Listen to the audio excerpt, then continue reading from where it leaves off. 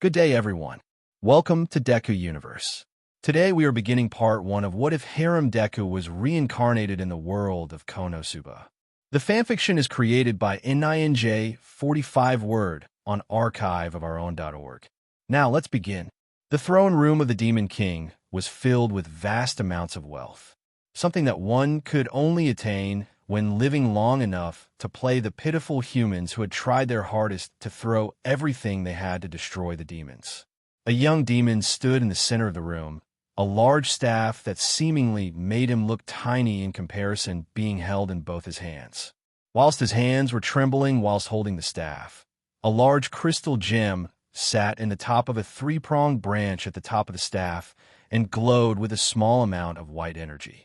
The young demon stared at the gem for a moment before glancing over his shoulder. The Demon King stared at the projected image of his fortress being invaded by those dreaded holy knights, claiming themselves as heroes to the world. The young demon had curly black and green hair and glowing heterochromatic eyes, one emerald green and the other a bright pink, as he stared at his king with worry on his face. "And my lord, the hero party is coming towards the throne room.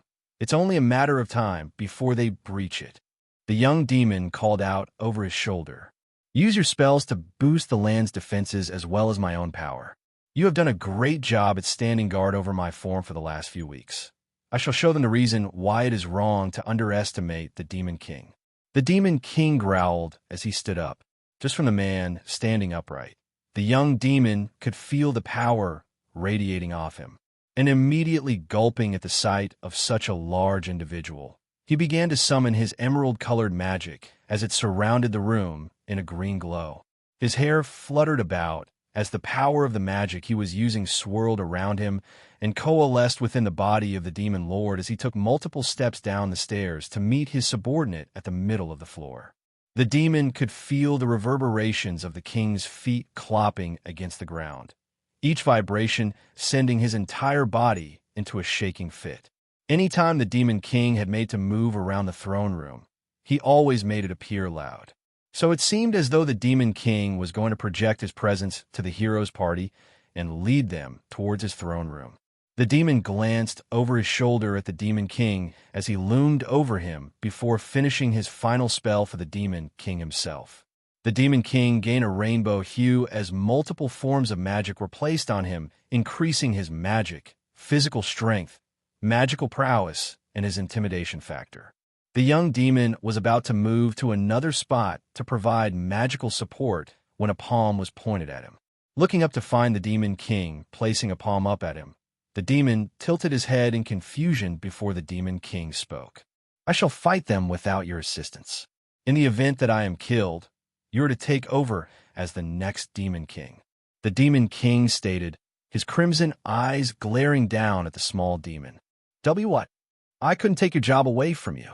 I can't take control over the demon realm without your presence, much less manage to hold everything together," the young demon called out, stuttering in fear.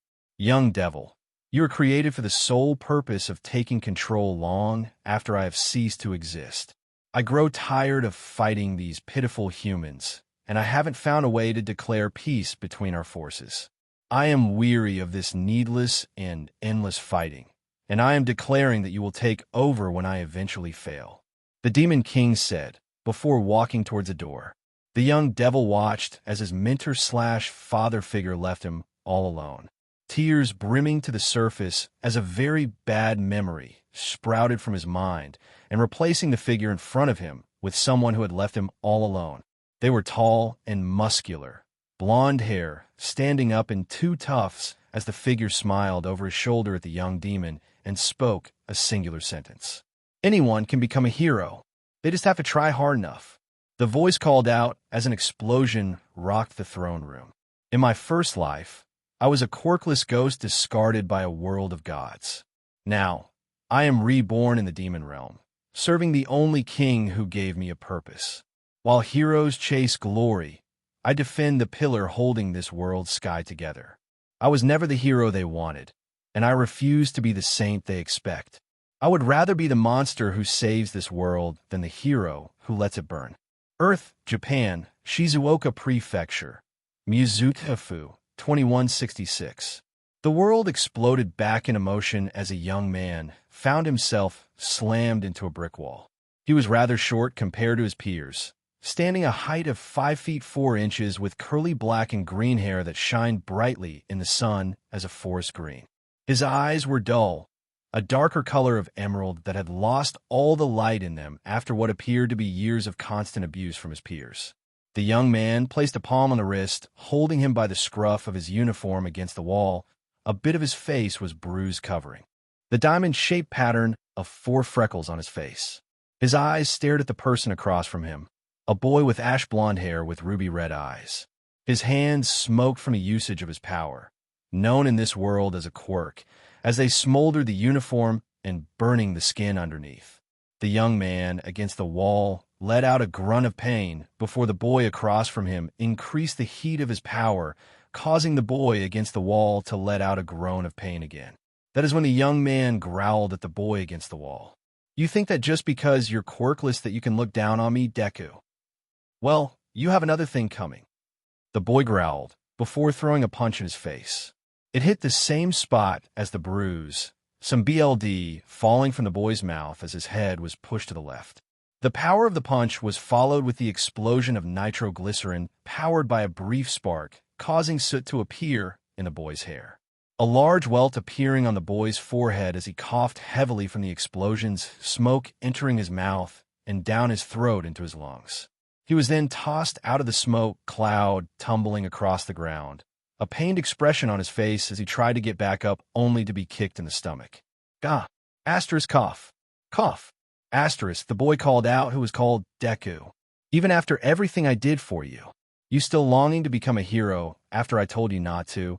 You're too weak to be a hero, Deku." The boy yelled, before kicking the boy's face. A stray tooth fell from the mouth of the boy on the ground, before more kicking came to his stomach. The sound of something cracking within the boy's body caused the kicker to pause for a moment before a cruel smirk appeared on their face, before picking Deku up off the ground. He shoved the young man against a brick wall as he slid down it slightly before looking up at the boy who stood across from him. As the ruby-eyed menace closed in on the emerald-eyed boy, the young boy had raised his guard at the last second and dodged a left hook aiming for his chest. The boy ducked under the blow and kicked the taller one's legs out from under him. As the blonde fell to the ground, he used an explosion to leap back into the air just moments later and leapt after the boy as he was now running towards the alley exit. The shorter boy then managed to dodge out of the way of yet another left hook, grabbing the offending limb and tossing him over his body and onto the ground with surprising force. Deku then stared down at the boy who stared at him in confusion and bewilderment as he prepared to leave once again. When he turned to run away, he felt something clenched tightly around his lungs. Coughing a bit more BLD, he felt his knees a few feet away, coughing heavily into his uniform sleeve before shakily standing back upright. Behind him, the boy got back up and threw a punch where the young man wasn't expecting it, right in his lower back, followed by another explosion rocketing him out of the alleyway. Tumbling out of the alleyway and into yet another one on the other side of the street, Deku found himself slamming into a garbage bin. The force of him slamming into it caused the thing to slide slightly. His head had smacked it hard from the impact, causing a small fracture within his skull as he fell to the ground with what he could only guess was a concussion. His sight became blurry as BLD seemed to fall down in his vision as he struggled to get back to his feet. Then he felt pain all over his body yet again as he soon passed out from the amount of damage being done to his torso. Late afternoon/early evening. As the sun could be seen setting over the city of Mizutofu, the young man found himself feeling heavier. Waking up from his nap, he glanced around the narrow alleyway as he felt his chest tighten up even further. He coughed up more BLD from before, and he could easily tell that his ribs had somehow managed to puncture his lungs. Coughing even more, he managed to get himself in a sitting position within the alleyway as he leaned against the wall next to the garbage bin. His head lolled a bit, his breathing getting quicker and shallower as he tried to figure out what happened. He wondered if it was his fault, if he had brought this on himself just by existing.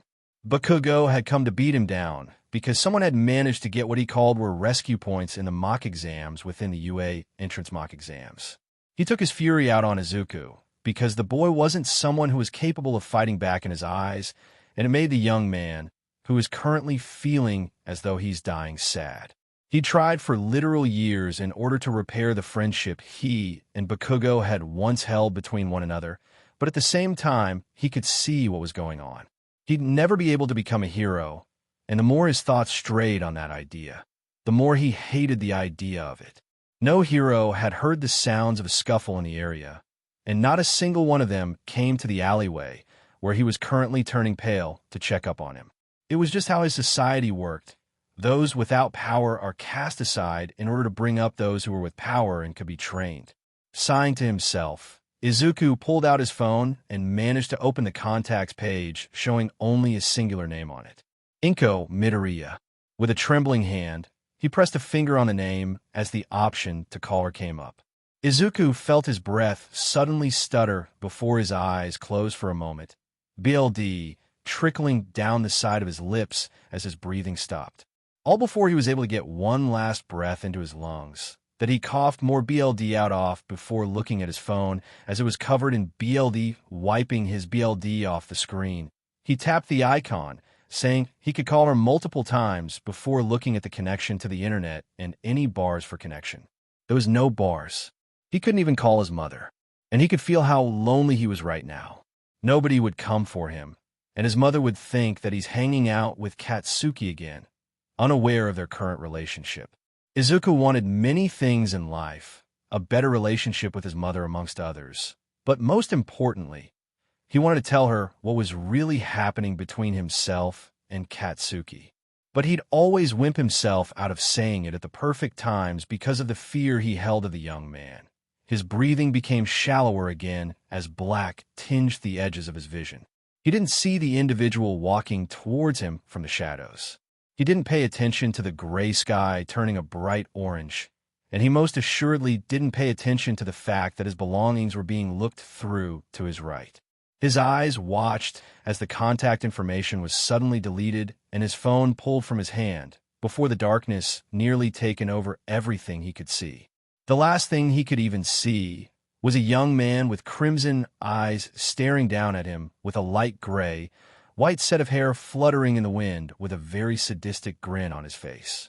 It seems I found yet another body for the doctor to use. Sensei will be so proud of me, the young man said, before Izuku felt the last bit of his breath leave his lungs. And at that moment his vision went completely black, and he was left in a massive void of darkness. Unknown location, unknown time, day, month, year, Izuku's point of view. Izuku found himself standing in the dark expanse of a void. He couldn't understand how he could be abandoned by both society and the heroes who set about to protect it without being noticed or found fast enough to be saved. His eyes glanced around the vast expanse of the strange void while searching for a way to make it out of his current loneliness within this place. It gave him a very glaring reminder of what happened to him only moments prior, how he was alone as he was dying only to be the item of someone else's desires. Izuku couldn't understand why this was even happening to him. Like, was the reason this all happened to him because he was born quirkless? The young boy couldn't help but shed a few tears at the mere thought of having been abandoned by everything and everyone.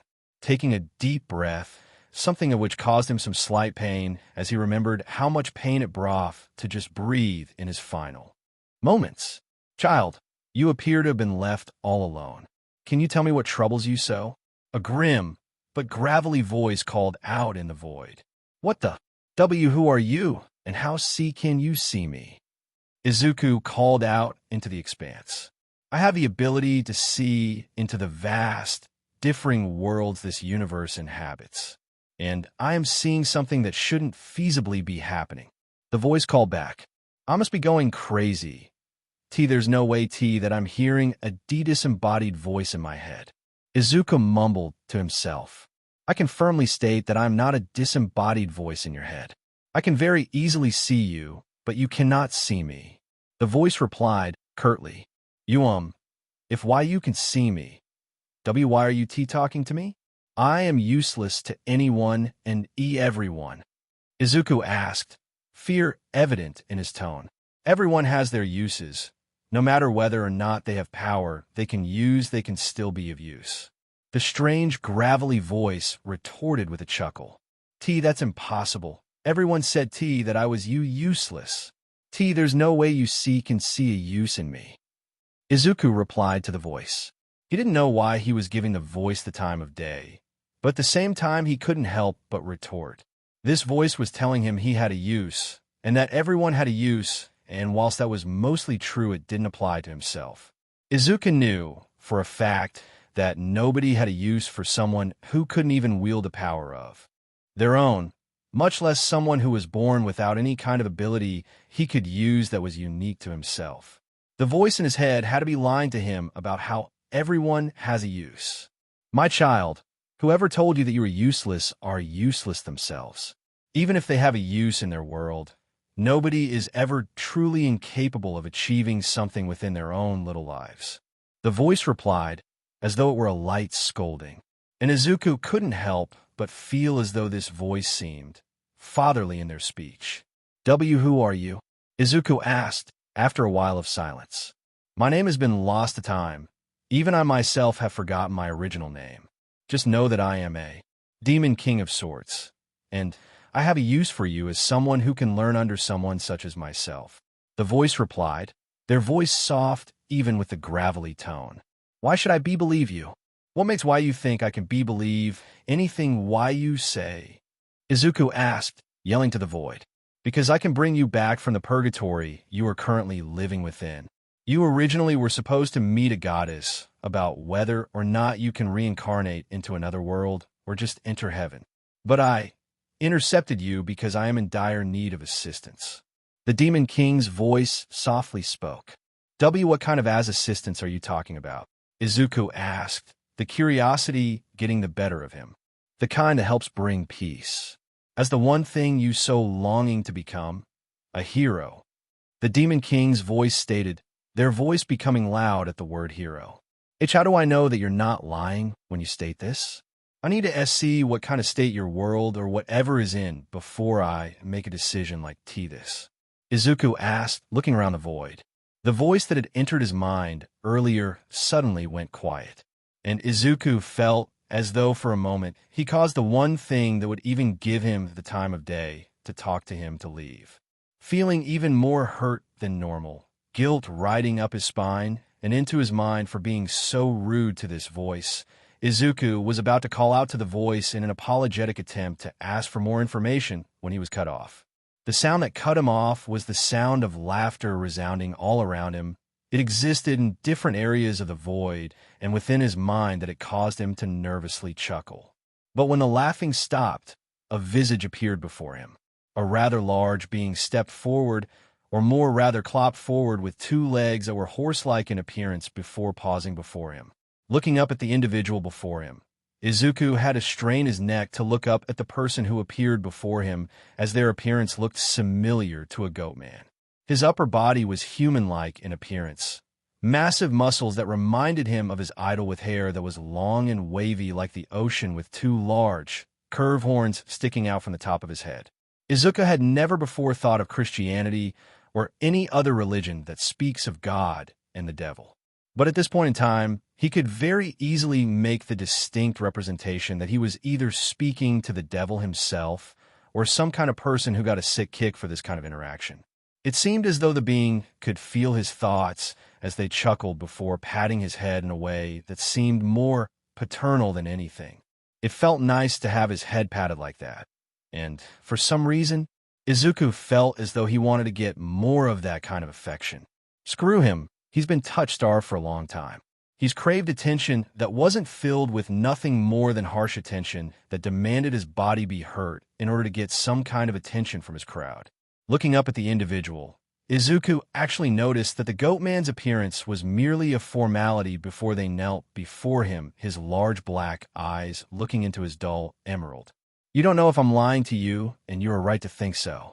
I wouldn't think much of a voice appearing in my head for about an hour before asking something like this. But in my world, I am constantly being attacked by people who call themselves heroes, but they don't act or take action like a real hero should. The Demon King stated, before using a strange form of power to project an image of humans using powers for greed and selfishness. Izuku could see the maliciousness in the hero's eyes. Each one of them had one goal in mind: kill the Demon King in order to save the world. And as he glanced at the man who stood before himself, Izuku noticed one strange factor about them. Curse his abnormal observant eyes. But he could see dark circles under the man's eyes as they stared at the projection for a while. And Izuku had to voice out his concern. Have you gotten any sleep lately? Izuku asked, wringing his wrists. To tell the truth, no. I've been so focused on a shadow war between myself and humanity that I haven't been capable of any kind of sleep. The Demon King stated with a sad expression on his face. Why? Izuku asked, tilting his head in confusion. Because the humans of my world demand for my death. So much so that they demand heroes be brought from other dimensions in order to kill me. But any and all heroes who are brought here are either killed by my forces or myself. It's so boring that I need someone to actually broker peace between the demons and humans, since they clearly won't listen to me. The Demon King said, lowering his head with a small cloud of rain falling on it. These humans, why are they so greedy and malicious? Izuku asked as the Demon King sighed. Because the humans have placed a price on my head. They only care about money, prestige, harems, and most importantly, being arrogant. The Demon King said, plopping himself on the ground. What can I do? He theoretically have C course. Izuku asked, sitting next to them. At this point in time, I control the level of balance our world holds. If I were to be killed or destroyed, there would be pandemonium. And my only successor is a child who is no more than 3 in age. The Demon King softly said, sighing. What are your plans for me? Surely you have something or someone better to ask help from than someone like me. Izuku asked, looking away with guilt on his expression. As of yet, I have no plans. Currently, I just need someone who can assist me with the kind of laws I can make for the world. But with all these humans attacking my home in a bid to take my head and place it before their king, I cannot get rest. The Demon King grunted as he glanced at Izuku. His eyes watched Izuku very closely before speaking again. Although, I can see that your world has discarded you as they see fit. Forever to be a punching bag until the last moment, and it was, I can give you a life worth living if you only give me a chance. The Devil King's words caused Izuku to actually think about this. Sure, working for the Demon King was probably not going to be lucrative, but at the same time he's shown far more care for his feelings than anyone aside from his own mother have in the last decade of his life. And wasn't that something to think about? His mother was all alone now, without him, since his father abandoned them after finding out Izuku was quirkless. There was nothing stopping his mom from ending her own life in a bid to be with him now, or leaving toward America to be with his father. I miss my mom. Izuku mumbled. If the Demon King heard him mumble that, he didn't voice it. All he did was pat Izuku on the head, softly at first before slowly picking him up into his arms and pulling him into a hug that was very much needed. Tears built up in Izuku's eyes that he didn't even feel, and as they fell from his eyes, he couldn't help the quiet sob that left his mouth as the Demon King held him over his shoulder. His dark blue eyes glowing as though he were using some kind of power in the vast darkness surrounding them to keep it bright where they had been. Hush now, little one, for I am here. The Demon King softly spoke before Izuku felt his vision fade, and he felt as though he were entering a deep sleep. There were many things that a demon lord were capable of, such as protecting the world from outside threats. But the one thing a demon lord has to do when they take on the title and mantle of becoming a demon lord is the fact that their very presence keeps balance on the entire world. The current demon lord fought for his position within the demon realm through a tournament that the previous demon lord had set up. It had taken years of grueling fighting, battles that shouldn't have led to the amount of deaths that were now under his palms, but he'd managed to take over the demon realm. It took around at least 100 years to make his plan a reality. But here he stood, over 100 years old, and one of the most powerful beings on the planet after having taken over the demon realm. He had managed to strike a deal with those of the humans in order to live in relative peace between both the demon realm and Belzerg. Though it was fleeting at best, it allowed peace to reign supreme between both countries. Though if the Demon Lord had anything to say about whatever was going on in Belzerg, it appeared as though they were turning their backs on the treaty he and they both signed. Idiots, the lot of them. I bring them over 100 years of peace, and what do? Place a price on my head. The Demon Lord grumbled to himself. Mao-sama, we have dire news. One of the Demon Lord's men called out. What of it? If it's the pitiful humans declaring war on my people again, then it's nothing of concern. The Demon Lord growled as the subordinate stared at him in fear. Luash-sama, the humans are calling for the summoning of a hero. The goddesses are making the summons as we speak. The demon's subordinate retorted, fear evident in their tone. Of course, they send one of those pitiful heroes after someone as powerful as I. But as we speak, I'm no longer in my prime. Luash grumbled as he glared at the ground at his feet. I say, we should commit a summoning of our own. The subordinate said, looking at the Demon Lord. A summoning, you say? What is this summons you speak of? Luash asked, curiosity in his tone. Well, such as the heroes summoning from when they die. We summon one who is purer than theirs. This hero needs to be so pure that they cannot be manipulated by those around him or her. And most importantly, we need to intercept the summons for this specific hero. The subordinate stated their voice gravely. A great idea this is, but how will this summons go? Luash questioned, a raised eyebrow at his subordinate demanding they continue. The thing is, my lord, I need a speck of your BLD before I conduct this spell. The subordinate said, looking at Luash. Take a leader while you're at it.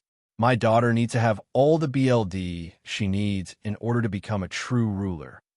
Luash said, as he sliced his arm off with BLD comically spurting out in liters. As the arm fell to the ground, the subordinate grabbed the offending limb before pouring the BLD into multiple vials. They gathered as much BLD that was required for the spell before beginning to draw out a massive sigil on the ground.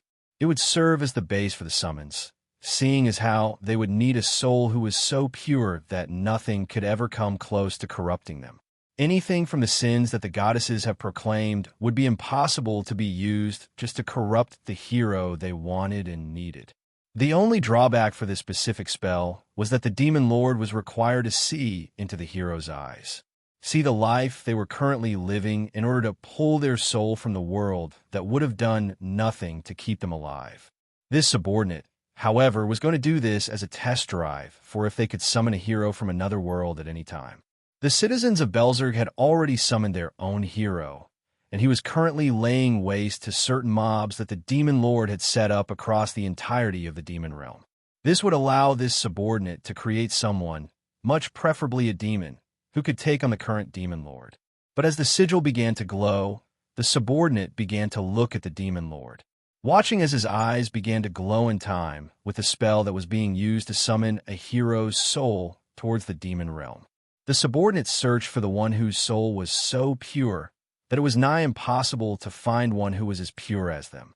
And within a few minutes of searching through the multitude of universes, he found it. A planet called Earth, in an alternate dimension entirely. A planet whose entire species of humans were capable of wielding powers. Not all of them. There is a standing amount of 85% of humans on the planet capable of wielding powers. But of the remaining 15% of those humans were both elderly and children who were incapable of wielding those powers. But of all of them, a few stood out as extremely pure individuals who were incapable of being corrupted, and among them only one child stood out as being incorruptible. Not good for the subordinate, but enough for the Demon Lord. Ex silenius mundorum, animum abiectum revoco, abruta in umbris, in tenebris renascitur. Surge, he res tenebrarum, fatum interrumpo, spiritum exilio ereptum, in regnum meum traho. From the silence of worlds, I recall the cast-aside soul, buried in shadows, reborn in darkness. Rise, heir of the depths. I interrupt fate. A spirit snatched from exile. I draw into my kingdom. Luosh spoke out towards the sigil. In the entire building up towards the spell's casting, Luosh had watched the life of the chosen hero. The boy was very kind, gentle, even something that not all demons were capable of, but at the same time, it was definitely something that Luosh wanted. The boy had black hair with green highlights whenever he stood in the open sunlight, and their eyes were of a different shade, a bright emerald green. His body could need a new one upon entering the demon realm.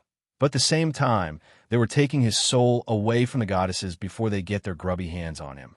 When the spell was finished, Luosh felt a small portion of the magic leave his body. He took a seat as his arm slowly regenerated from the stump that had been left when he'd taken off his arm earlier.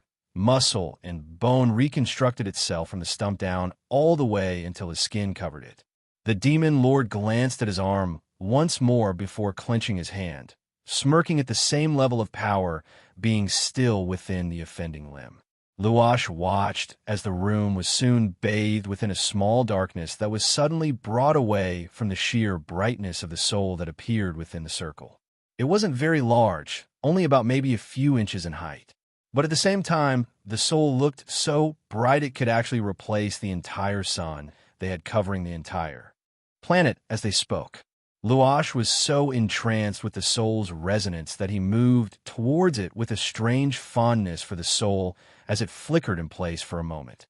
The subordinate then realized what was happening as the demon lord was muttering under his breath with glowing eyes. Leaving the room, the subordinate then walked down the hall in order to set up their own set of summons. The demon lord spoke to the soul, only to find that this soul was in dire need of some confidence. They were so desperate for some kind of attention that Luosh couldn't help but give it to them, whilst also making them more willing to join his cause. He had no reason to lie to the soul. After all, he brought him into another world to live out a life that will hopefully be filled with a lifetime of better decisions and safety. He even had his vestige give the soul a hug that would allow them to calm down from their emotions running wild within the dark realm of purgatory.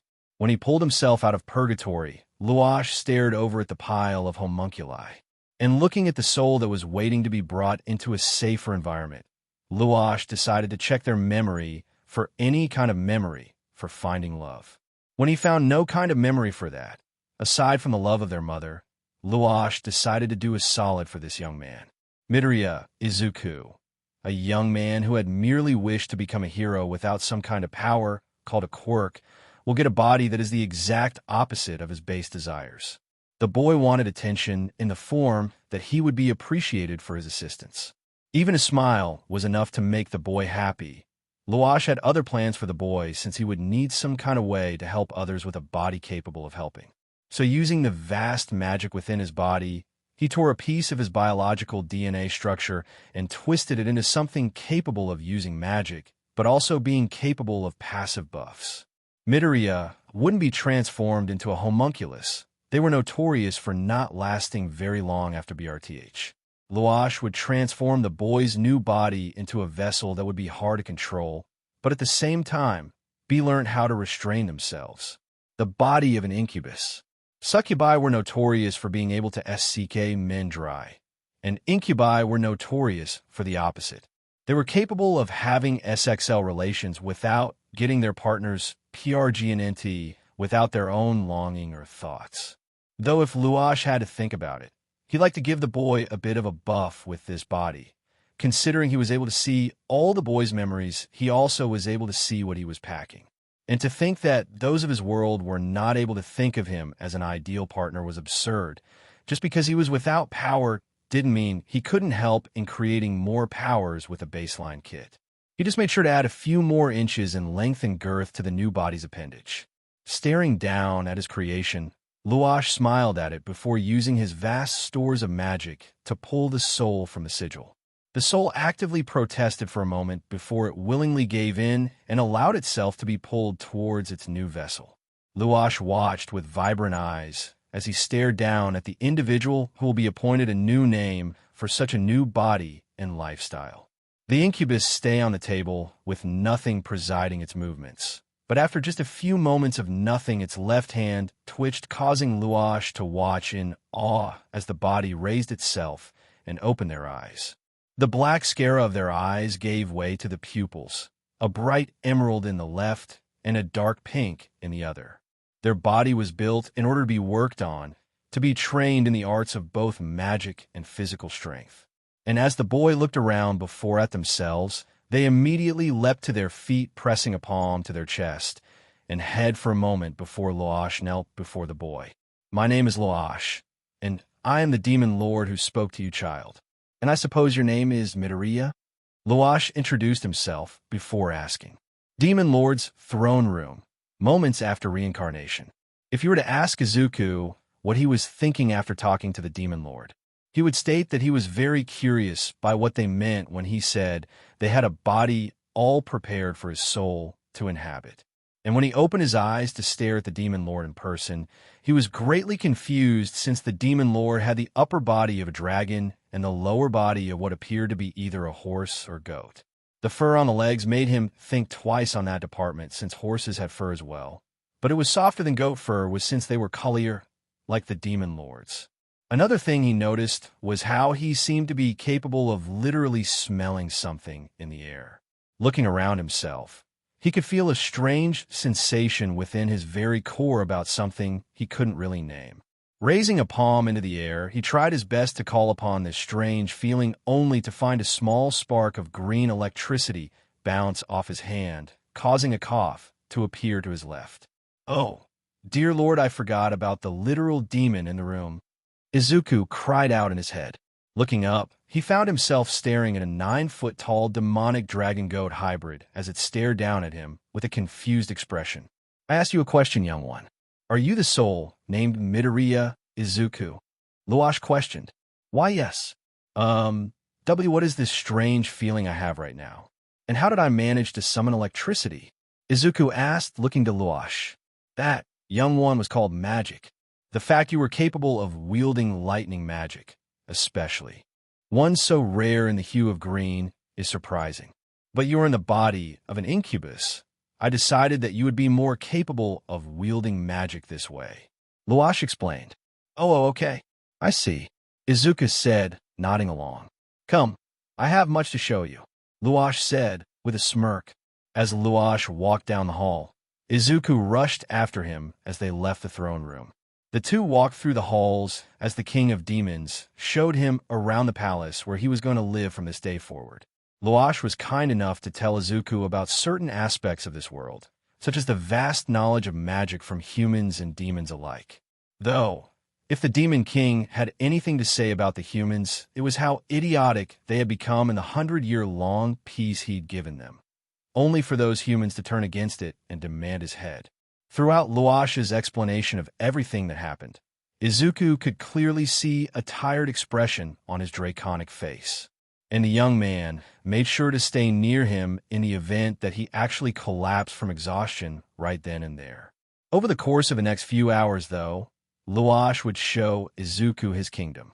The Demon Lord spoke about each and every citizen as though they were a piece of a puzzle that made the demon realm/country itself move as though it were an anthill. Each and every demon had their own job, their own destiny, and most importantly, they had their own ability to make a decision for the betterment of this country. Luosh had also spoken about how Izuku will be trained further in both magic and physical skills, and that once those were done, he'd be free to leave whenever he'd like. Though if he were to be careful, the young man should focus on changing his appearance through illusions. Izuku took this warning to heart as he followed Luosh to one of the small homes within the Kingdom of Demons. Izuku still didn't know the name of such a vibrant kingdom.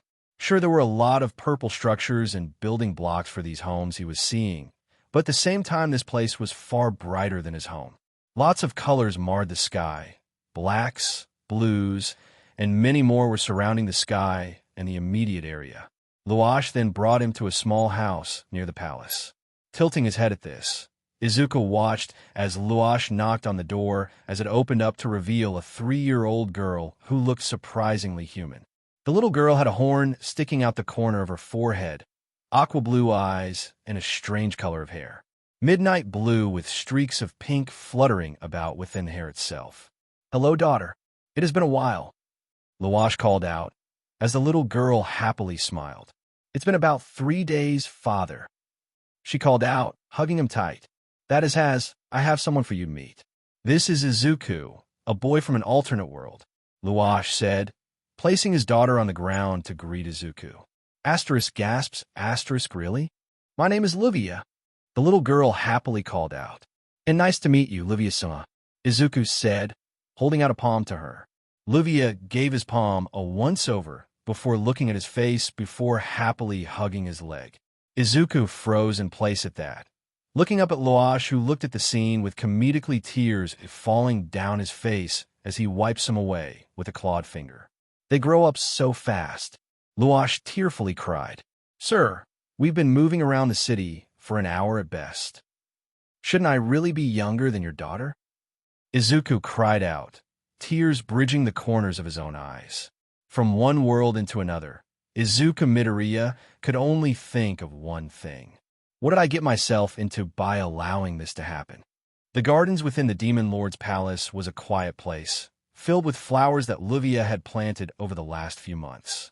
She could be seen stumbling about with a happy smile on her face, her demonic horn small, but her eyes wide with wonder. Off in a small portion of the flower garden, Izuku could be seen sitting down in a meditative way, but with a small booklet in his hands that he was reading. Luash had left long ago in order to defend the palace from those who claimed themselves to be heroes who have come for his head. As much as Izuku wanted to do nothing but help those in this world, he knew his place. He was barely a day old in this world, and he was slated to replace Luash until Livia was old enough to be the Demon Empress. But at the same time, as Izuku read the magic tome that Luash had given him earlier, he felt the magic through the air. His eyes watching tiny motes of purple light as it fluttered through the air and shinned brightly surrounding Livia as she happily bounced across the gardens. Taking a deep breath, Izuku summoned some of the mana that was in the air and transformed it into a pit of mana that welled deep within his soul. He could feel the vast amount of mana building up within himself. Luash had stated that he was created for the sole purpose of replacing him should the day arrive that he is killed in battle or die of old age, at least until his daughter is able to lead at the right age. So in the last few days that he'd been revived in this place, Izuku had been learning all he could about the world's magics and how to wield them. He had seen his own reflection the other day, and whilst he was concerned about why he looked like the male version of Succubus, Luash had told him that he was an incubus. The Demon Lord stated that he wanted those who see him to underestimate his power. When they first see him, the first thing they'll think about him is that he was a weak demon who enters the dreams or lives of humans in order to use them as sustenance. But when he begins to use magic and reveal his magical presence within the world, they will truly see their pecking order within the life that is Berserk. He was in the middle of learning how to use flame magic. That way he could remember something of his father. He'd already long since mastered telekinesis magic, since he had what his mother had done and shown him in the past with her telekinesis quirk. He just applied that level of knowledge to actual magic in this world. And Izuku was surprised that the magic of this world was very similar to the powers that quirks portrayed in his original home. Sighing to himself, he heard the pitter-patter of feet and the quiet giggles of a demon girl as she tried to sneak up on him from behind. Livia stuck her head out of a small bush of flowers, her aqua-blue eyes gleaming from a bush. She leapt out with a smile on her face, as Izuku bounced softly into the air, dodging her attack with the little girl pouting at him. "How did you know I was there? I was quiet and everything," Livia complained, as Izuku chuckled, floating back down to the ground. "I heard your feet on the pavement nearby," Izuku said as Livia pouted. "That's cheating," she grumbled as Izuku patted her head.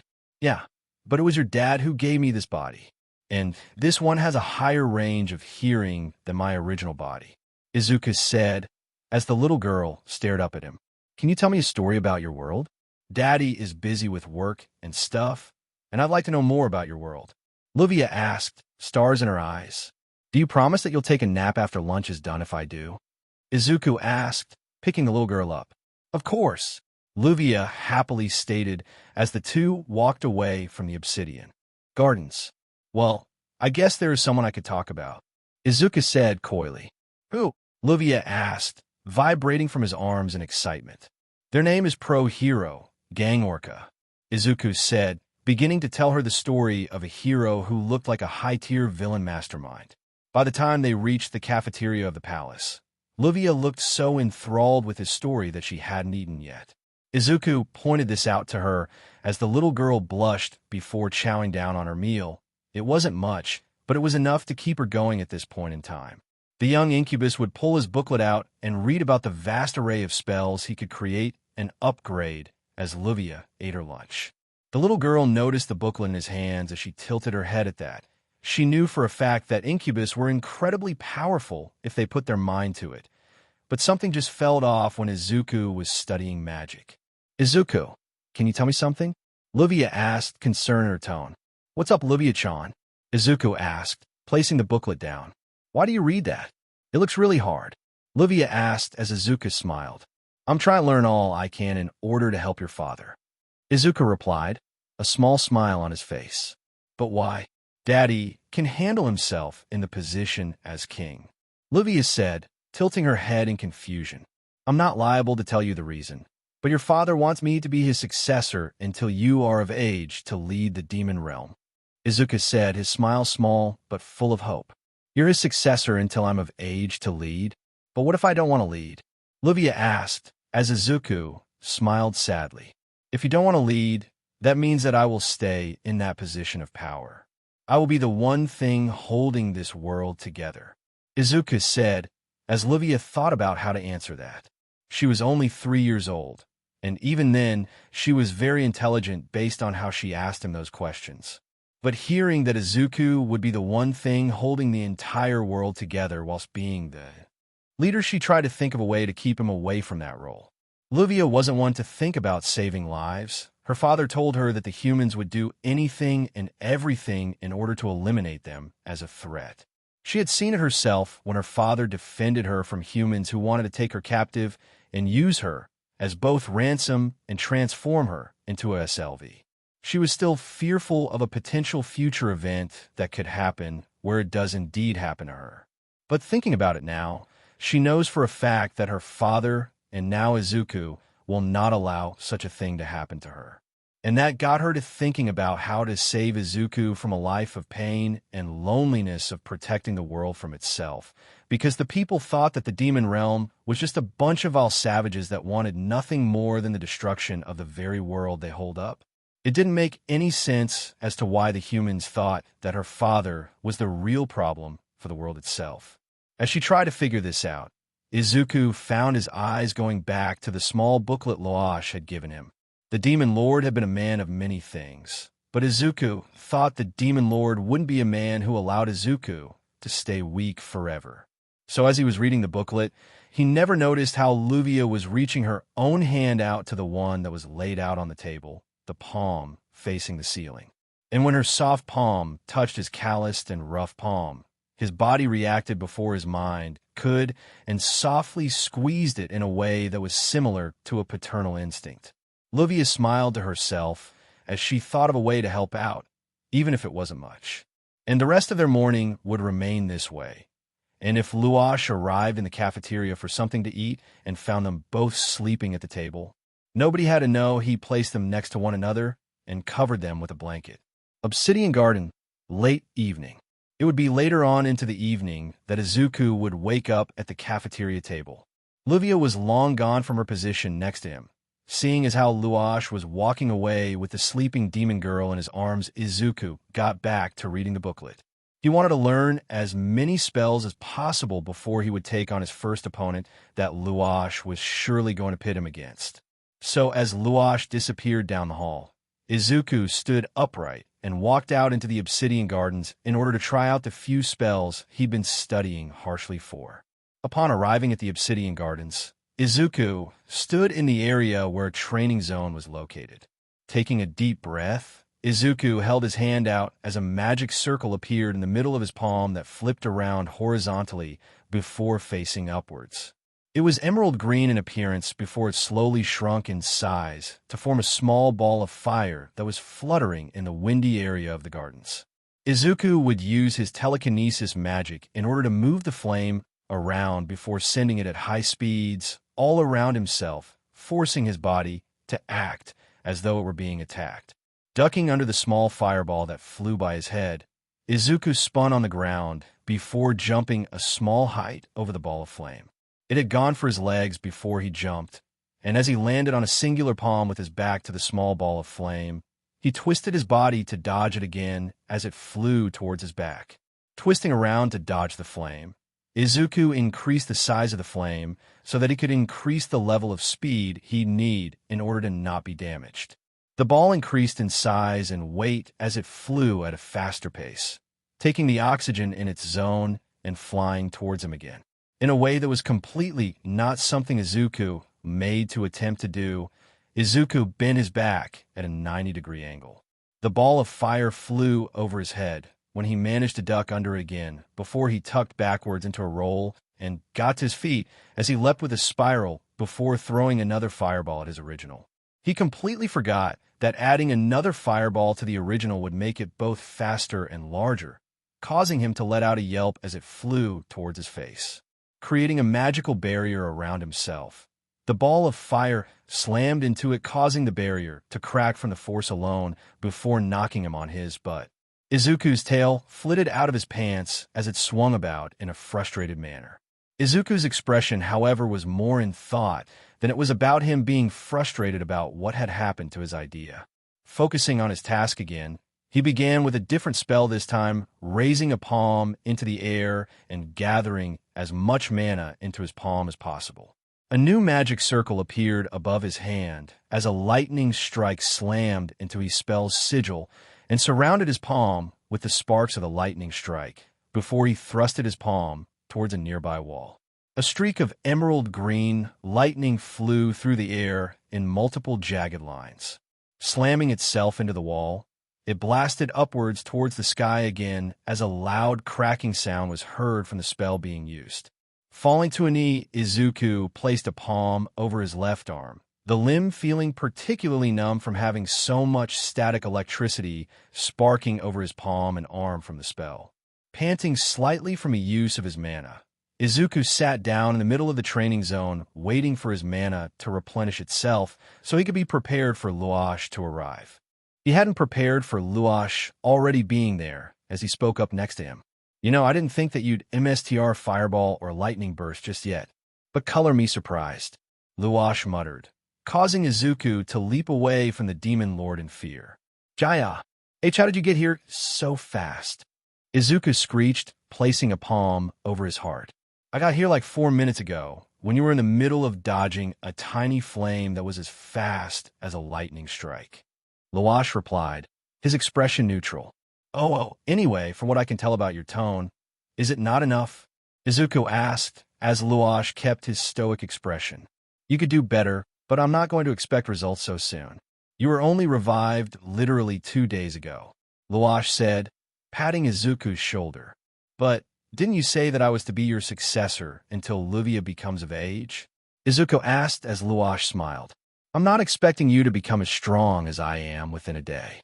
I'm expecting you to become strong within the span of a few months at best, a year or 2 at the worst," Luash said with a smile. "So are you going to have me work really hard in order to get stronger?" Izuku asked as Luash smirked. "Not exactly. For today you're going to be placed against your very first struggle. The very thing I've noticed you have a hard time dealing with," Luash said with a haughty laughter. "Really? What's that?" Izuku asked, as Luash's smirk became downright criminal. "You're going to be mastering the art of the incubus. You're going to enter the dreams of women and give them naughty dreams," Luash said with a smirk. "I can't do that. That's immoral wrong," Izuku replied, his expression fearful. "Don't worry. You won't be doing it against any human women yet.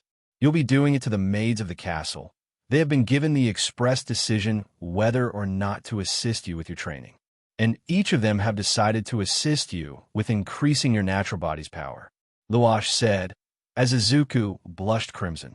But I'm not sure how to make a naughty dream. Izuku mumbled as Luosh smiled. The maids will inform you about what you need to do. Though be warned, they might get a bit touchy-feely when that happens. Luosh said with a laugh.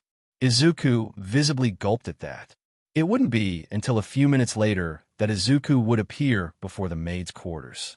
His mind fully on the fact that he needed to learn how to be an actual incubus, but multiple things were running through his mind at the moment. What if they think I'm a pervert? Am I a pervert for wanting to train this power? Should I even do this? This feels very wrong to do. But why do I feel strange in my pants? Is this the job of an incubus/succubus? If this is their job, I don't think I want it. It sounds gross. Those were all things that Izuku was questioning himself about as he stood in front of the maid's quarters door. He raised his hand to knock on the door, before his mind came right back in to give him self-doubt before he steeled his resolve. He knocked his fist against the door softly, a distinct rapping echoing throughout the hallway as Izuku noticed something strange. Where are all the maids? Did Luosh tell them all to take a break or something? Izuku thought to himself. His answer was given to him when he watched the door open up. The door opened up to reveal plenty of women with varying degrees of bust and thigh sizes. Their expressions bordered on practically human, though on top of their heads was horns that were nearly as large as his arm. Though it were the women he saw with the largest sized of bust that his face went crimson at. Why, you may ask? Well, that's very simple. The door was open when most of them were taking their shirts off, revealing their massive size, giving him quite the view. Izuku's eyes were watching them with great attention, though if there was any life behind his eyes, none of the women seen it. An arm then wrapped around his shoulders and hauled him inside. Luosh was seen around a corner of the hall, his eyes watching the door with great attention. The smirk on his face was now long gone, replaced with the sadness of a man who had betrayed someone who he had placed a lot of trust within. This is your punishment for not getting over your fear of the opposite SEC young man. You will be forced to relieve those women of their horniness until you are not even close to being flustered in their presence, Luosh said, silently praying to himself for the boy's safety. Izuku stood at the edge of the demon realm's border, his mind flush with ideas for what he should be doing. Off to the side, Livia was suckling on a lollipop and was offhandedly twirling a small bit of demonic magical lightning on the tip of her finger. Her eyes were watching him as he stood in the open air of the borderlands, his hair fluttering in the wind as his heterochromatic eyes stared at the far distant lands that housed those who were causing a ruckus in the world. Livia's expression was neutral at the moment. Being a 6-year-old didn't really help her in terms of her thought process. She watched as her older brother figure had stared off into the distance with a faraway expression. She was thinking about talking to him, asking about what Luosh had sent him out here to do with her, especially because he didn't seem to be prepared to leave. That was when Izuku turned to look at her, his pink and emerald iris staring into her own ocean blue. None of them said a word, and Izuku stared into her eyes, his newer physique, making him look imposing to the young 6-year-old. Livia, do you want to know why I brought you here? Izuku asked, his tone slightly deeper but full of concern. Yeah, you said that you wanted to tell me something earlier, but Dad wouldn't tell me what it was about, Livia said, tilting her head in confusion. Luosh-sama has told me that in order to grow further in power and influence, I need to infiltrate a small town, Axel, just on the outskirts of the demon realm's border with Belzerk, Izuku said, his eyes moving from her to the horizon. But what does that have to do with me? Livia asked, her tone soft. It means that I won't be around here for very much longer. My job is to learn from those in Axel and make sure to gather as much information as possible on any potential heroes who might cause problems for him. Izuku said, as Livia blinked at him. Does that mean you're going to be taking me with you outside the border? She asked, stars in her eyes. Izuku couldn't help to chuckle, leaving his mouth before shaking his head. This greatly confused Livia before she realized that Izuku had mentioned that this was his job for the moment. Wait, I can't go with you, Livia asked, confused. No, Luosh-sama has strictly stated that this is for me to do on my own. If I am to learn how to be an influential leader, then I am to head to Axel with nothing more than my wits and charisma Izuku said, blushing slightly at the last word. Okay, but you will return, right? Livia asked, curious. Yeah, I'm making my plan to return soon. I'm not sure how long it will take before I return. Just know that I will return soon. Izuku said, patting Livia's head. The little girl leaned into the patting of her head before Izuku turned towards the horizon. He was wearing a large cape that fluttered with the raging wind, placing a hat that covered his singular horn and covering most of his face except for the sharp-toothed smile. His pants were slightly torn from how he trained himself physically and magically for the last 3 years in order to master all forms of magic that the humans had taught one another in schools. He took a deep breath before stopping a few paces away from Livia, who stood at the border, tears falling from her eyes before he turned around and gave her one final hug before leaving. Though not without giving her something to remember him by for the time he is gone. Handing her a small device that he'd created using magic, Livia held it with the grace of being given something that was extremely fragile. She stared at it before tilting her head in confusion and looking up towards Izuku, but the young incubus was already gone from sight as though he teleported away from the area. Plateau above Axel, early afternoon. Izuku walked towards the overhanging pass looking over Axel. His hat fluttered with the wind as he stared down at the starting town for the world of Belzerg. His hat tipped just enough to show his green and white hair as his eyes glowed in the afternoon light. Looking at the small map Loash had given him, Izuku thinks about what he's going to do in order to lay low in a starter town full of adventurers. His mind drifts over to one of the generals that Loash has stationed nearby the town, just to check in on the general and make sure that everything at his castle is stocked. But Izuku thought against this. It would make the general question why a demon prince is so far away from home. The general might even make an attempt to return him back towards the demon lord's castle in a bid to keep him safe. But Loash had given him a mission, and the only one who will be capable of providing him a home right now would be a woman going by the name of Wiz. A necromancer which you had once taken on the demon lord and failed to kill him with her party of heroes.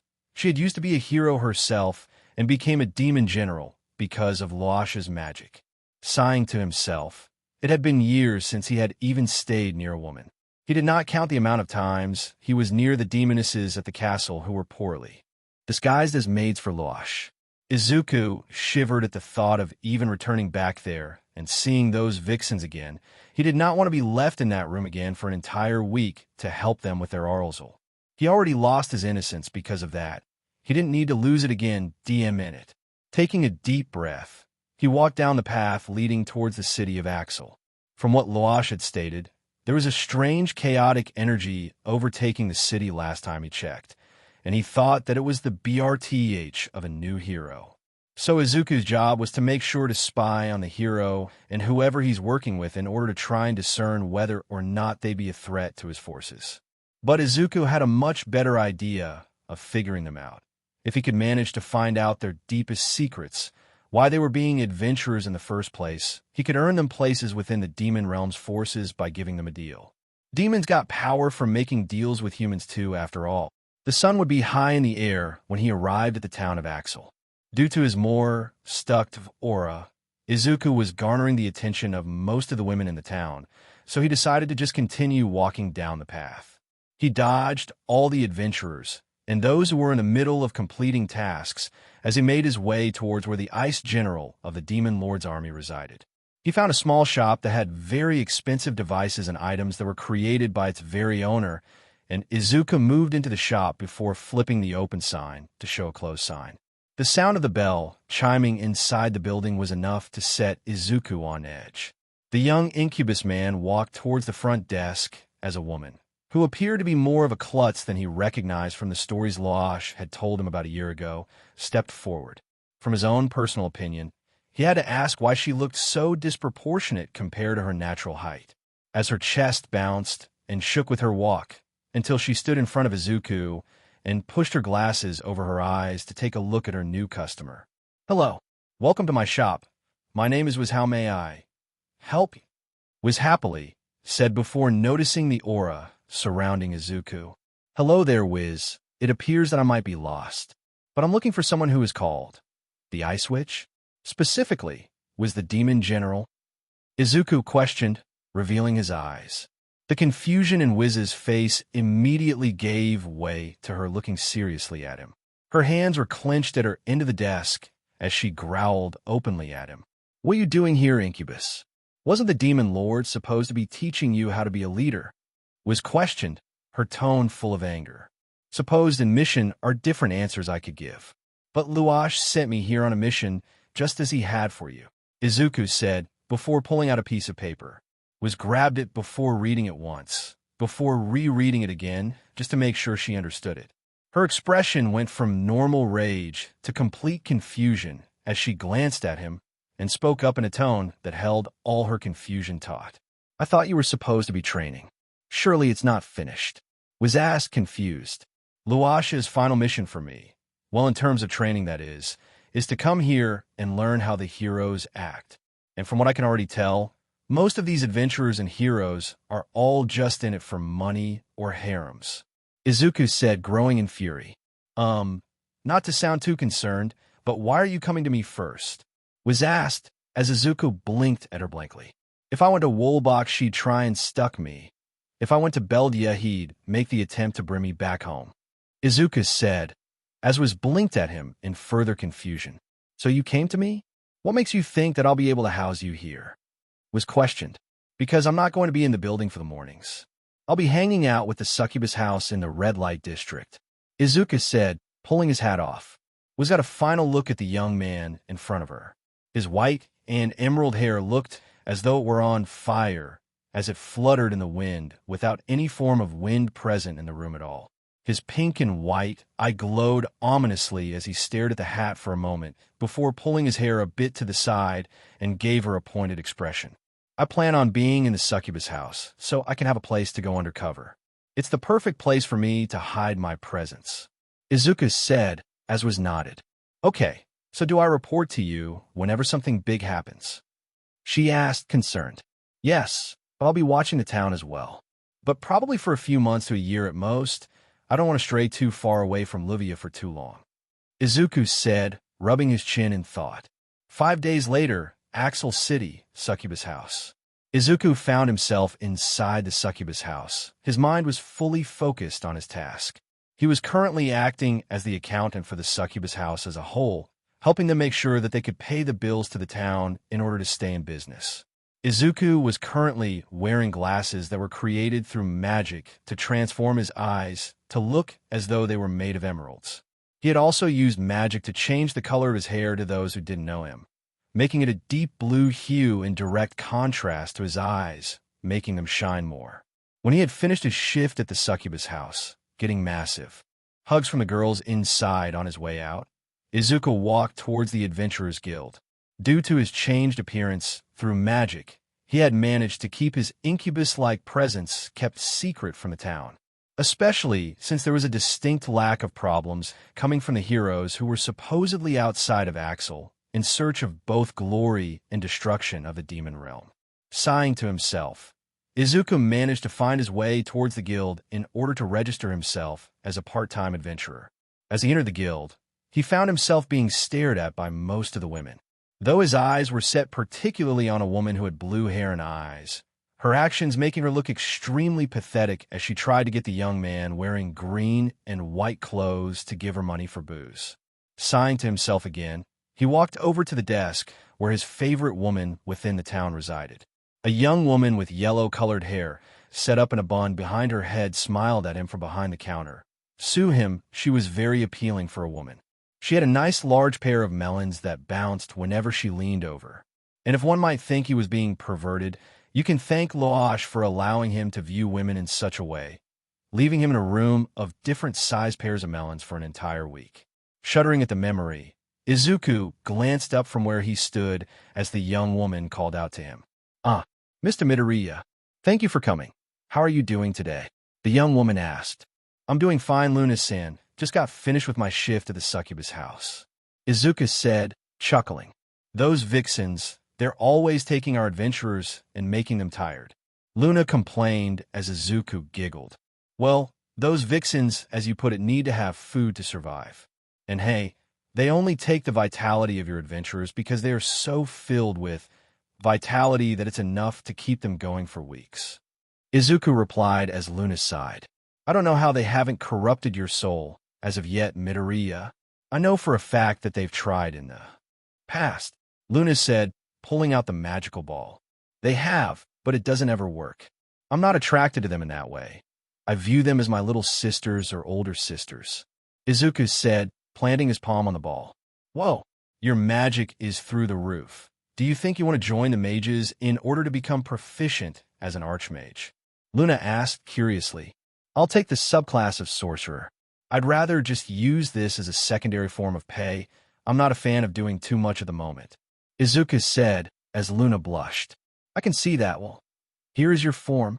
Just fill this out and write down your personal skills that can be transformed into your base skills as an adventurer. Luna said, nervously looking away from him. That I shall. I do hope you have a good day, Luna-san. Izuku replied with a bow before walking to an empty table.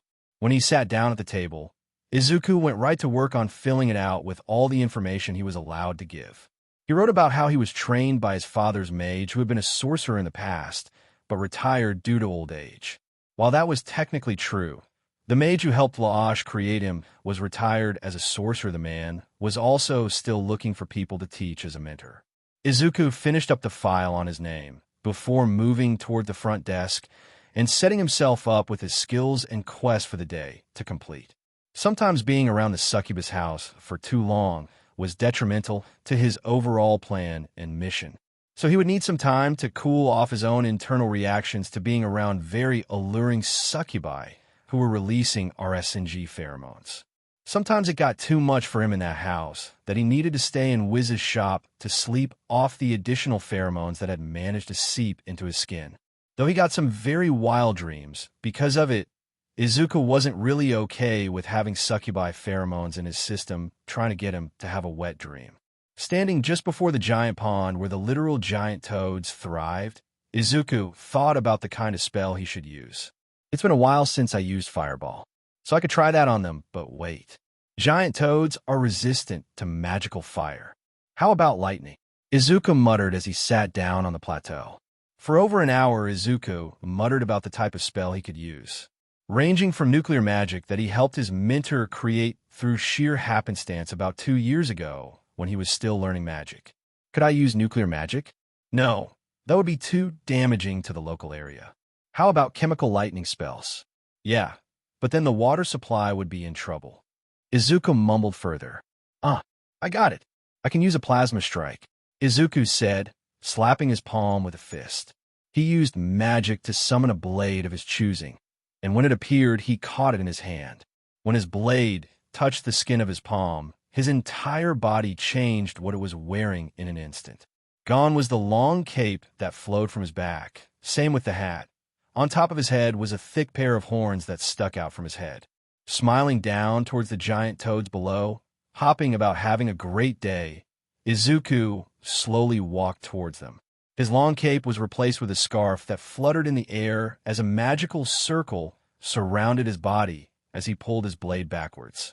The blade itself was a long katana that had a pommel of a dragon and the hilt that had the dragon's body wrapping around the hilt. On the crossguard was a circular guard that looked like a small hole in the wall. The blade itself was around 45 inches in length, with its thickness being around 5 inches at the hilt and reaching only around 0.23 centimeters in thickness at the tip. He pulled the blade above his head as a strange set of green motes of light swirled around the blade, creating a plasma beam reaching about 1,500 feet into the air. The smile on Izuku's face was what really caught most people's attention if they could see him. His scarf was being blasted in all directions from the amount of wind pressure being pressed around himself, garnering the attention of the giant toads near the river.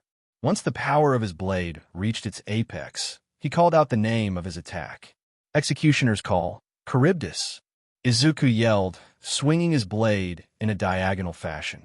A diagonal slice in the air was created from Izuku's swipe of the blade, a plasma cut being forced into existence. It flew through the air, reaching the giant toads coming for him and slicing 230 of them in half diagonally before it dissipated into thin air. The river had been sliced in two, though, before the waters rushed back into their original position, creating a massive whirlpool as Izuku desummoned his blade. Walking over to the pieces of giant toad laying around the battlefield, Izuku gathered 230 cut toad legs before stashing them in a small, endless pouch he'd bought from Wiz. It was a small pouch that was capable of holding anything and everything, and it could hold an infinite amount of items. So Izuku was very happy to know that it was being bought for a steal by him for a whopping 2,000 Eris. Once he was done with his quest, he stared at the numbers he needed for it. He only was required to kill at least 5 giant toads before he would be paid by the guild extra for dealing with a pest. Izuku let his new form disappear and be replaced with the gear he arrived in Axel 5 days ago within and walked through the town once more. Due to his magic being used to change his appearance, nobody paid much attention to him. Though as Izuku walked by, he noticed a very particular duo that made him be very wary of them. It was the resident idiots of Axel. The two who were so idiotic that it was nearly impossible to know that if one was there, the other wouldn't be too far behind in terms of distance. Izuku protected his belongings because he knew that the one in green and white clothes had openly stated that he was going the thief route in terms of skills. And in order to keep himself from being found out, he'd specifically made himself immune to any and all forms of spying. Upon entering the guild, Izuku found himself handing his pouch to Luna. The young woman peering into it and finding over 200 toad legs within the pouch and sliding each one into a small beaker for the quest to be completed. He'd get 200 times more Eris for killing 230 of the giant toads, but it was a measly 3,500 Eris that he was paid. It wasn't much, but it was honest work for him, though most of his pay came from a succubus house. Working as both an accountant and a special contractor for those who wanted XBLCT dreams of heroism. Izuku obliged on that format, since he was still learning how to produce wet dreams for clients. Since he'd never had a wet dream before, he'd never experienced what it was like to create one for someone else, since he'd never experienced it himself. Luash had tried to help him with that many times over the last 3 years, but it just never worked. Mainly because the Demon Lord had tried to get it to happen through the maids.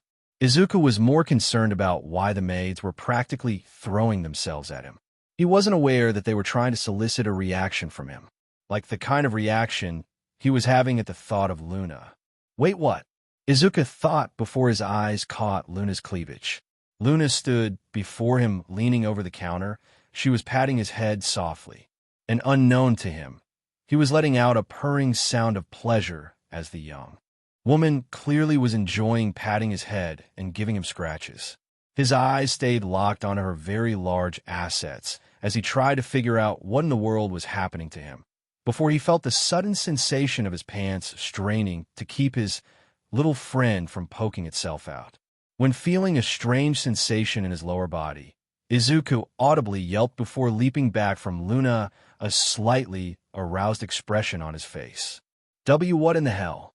What's wrong? Luna called out, moving around the desk. I am fine, just wasn't prepared for whatever you were doing. Izuku replied, his face blushing crimson. Oh, sorry. You looked so adorable when you were muttering to yourself. I thought patting your head would break you out of it, but then you started purring and I couldn't stop myself. Luna said, rubbing her legs together. Izuku blinked in confusion before a strange sensation pressed itself deep into his heart. He had a crush, and it has only been about 5 days since coming to Axel. He wasn't going to survive the rest of this week, was he? In the hours following after Izuku left the guild, Izuku found himself hard at work. The succubus house was becoming a place where the adventurers could come in order to rest themselves and supply the girls present with the nutrients they are required to survive. Izuku, however, though an incubus, had no thoughts about collecting the nutrients required in order to survive since he was hard at work. He had been converting the area beneath the house into a place where he could gather any and all forms of information and network it through an underground tunnel beneath Axel itself. It currently connected towards Wiz's shop as well as Beldia's castle. Just as a precaution, if Izuku were to be found out to be from the demon realm early on somehow by a hero, and he needed some form of way to escape fast. Izuku was in the office where he did all parts of his accounting, gathering customers in order to talk about how to pay the girls for their work and how he can save any and all information/financial files. The young man was very serious about being the accountant for the girls, to the point that he stayed up for several nights in order to tally the amount of heiress they had collected in the last few months. Whilst it wasn't a whole lot, it was enough to pay for their continued business within Axel. Izuku didn't want to be the guy who was very secretive with those he worked with, so he made sure to tell the girls that he was working with the Demon Lord. While the girls weren't happy about it, they could see where the Demon Lord was coming from, and Izuku hadn't done anything to screw with their place of business. Though, that didn't mean that they couldn't worry about the little guy. Compared to most of the girls in the place, he was rather short compared to them, and with how he had been keeping them safe from adventurers who were too touchy and those undesirables who couldn't understand the word no, they cared for him. They could see how working hard as their accountant for paying bills was hurting him both mentally and physically. Mainly because sometimes during working hours the young incubus himself will be found sleeping at his desk, and his true appearance was out during those moments of vulnerability. It would be the leader of the succubus house who would ultimately decide that he needed to complete a singular task. Give a girl a wet dream either about himself or the man they longing. Sure, it might be incredibly hard for Izuku to know how to do that. But for most of the girls in the house, they learned on the fly about what works, and Izuku found out early on that most girls liked being the hero for once. And that is what he did. It made him happy knowing that he made the women of Axel feel more like a hero than the men, since they did the bare minimum around the place. Sure, they took down the occasional monster or threat, but they weren't going out to actively fight the Demon Lord, which meant they could get alternative jobs for themselves to pay the bills. The king hadn't been very kind to all of them when it came to taxes from the people. He wanted at least a good percentage of all income from all the places around the place. That way he could summon heroes from the castle in Belzerk. They weren't having very much luck based on what Izuku knew, but at the same time he found himself standing before one of the houses of his clients. Do I really need to do this? Can't I just give them the normal dream? Izuku asked, blushing madly. You have to senpai. If you don't learn how to use your incubus powers, you're going to be failing at your design as an incubus. A succubus girl said, pouting at him. Anais, for the last time, I don't know how to make these. What dreams you girls keep talking about? Luash has tried to teach me through putting me in a room full of very corny and attractive maids, but I haven't been able to learn that ability yet. Izuku said, looking at the rather short succubus. Izuku-senpai. In order for an incubus to survive, you need to consume the pheromones of a woman. Otherwise, it will have stark consequences for yourself in the future. Anais growled at him. But I get more than enough pheromones from the women of Axel just by giving them heroic dreams. Izuku said, as he floated to the window of a bedroom. That's not enough, though. As an incubus, you need the corny pheromones of a woman in order to survive. Anais urgently growled at him. See, can you at least help me with its creation, then? I've never been corny in my life in that regard. Izuku asked, looking at Anais. Sure thing. Anything to help big brother Izuku-senpai. Anais happily said, hugging him tightly. The two floated through the window, their eyes looking down at a blue-haired young woman. She slept soundly in the bed, as Anais began to enter her dream and peek at what the young woman was dreaming about. Izuku watched the dream begin to take place as well, and he couldn't help but blush at the fact that this girl was being so forward with the man in the dream, shoving him against a wall and kissing them so violently. Okay, she's already started the dream. I didn't even have to assist with it. All you need to do is make the dream feel real, Anais said, urgently softly pushing him forward. Again, how do I do that? Izuku whispered as Anais smiled. Change certain facts about the dream, such as the man's PP size. From what we're seeing in the dream, his size is pretty small. Increase it to at least double its length and girth. She'll have a wild time with it, Anais said, as Izuku blinked at her. Aren't you like 7? Why are you talking like that? Izuku asked, concern in his tone. What? I'm actually 177. Just because I'm rather short doesn't mean I am not a woman. Anais growled, a pout on her face. Okay, I'm sorry for saying that. This is the first time I'm doing this. Izuku mumbled, a blush on his face covering his cheeks and expression. Izuku followed Anais' directions, making sure that the PP kept its rightful shape but increased its size and girth in the way Anais directed.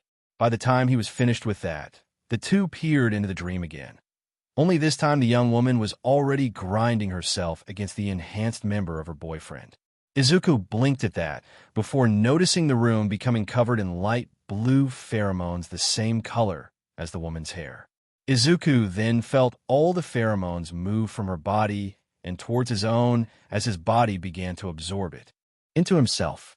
A deep blue hue began to take over his body, causing him to blink in both confusion and growing arousal. His eyes gained a faint blue heart in them before he shook the feeling away and glanced over at Anais, who had happily bounced in the air. Even though she was rather short and petite, Izuku could still feel as though if her assets were larger, they would be bouncing with her.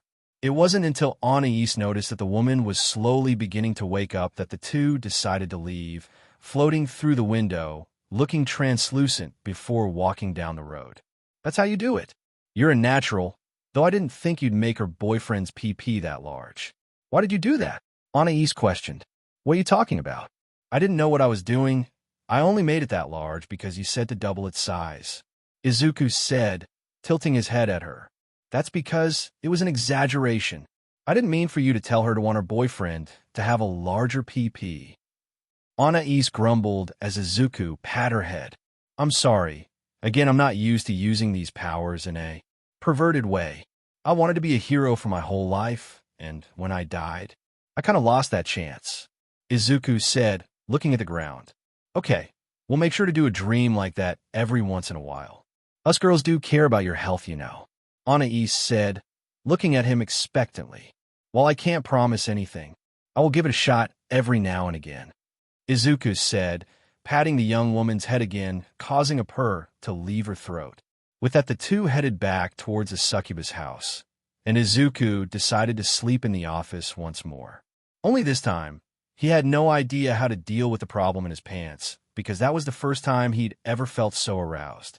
His body wanted more of that same exact feeling, but he couldn't help but wonder, would Luna want to have that same kind of dream, or would she like to be a hero herself?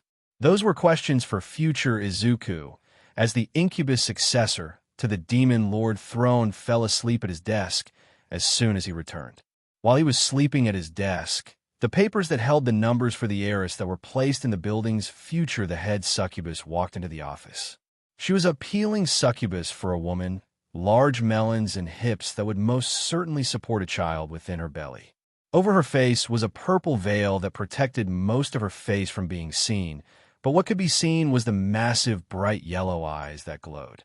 She picked up one of the papers that showed the amount of heiress they'd made in the last week alone, as well as a small paper that showed the heiress that were being filtered into another account for upgrades into the house, should they longing to increase funding and get more succubi into the place for extra revenue.